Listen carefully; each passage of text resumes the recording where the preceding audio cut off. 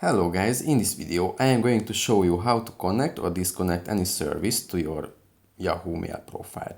But first I just want to mention, don't forget to subscribe to my channel because at 100,000 subscribers I am going to show you my whole YouTube revenue statistics and growth strategy and how to make money online. Now let's jump into it. First of all, we need to open our application, and here we have to tap on the three-line button on the top left. This opens the main panel, and here we have to open the settings by tapping on the settings button.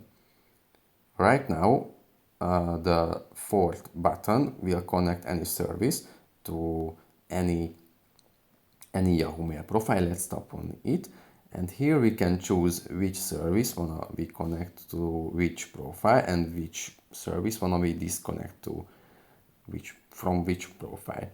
So that's pretty much for this video, guys. See you in the next one. Bye.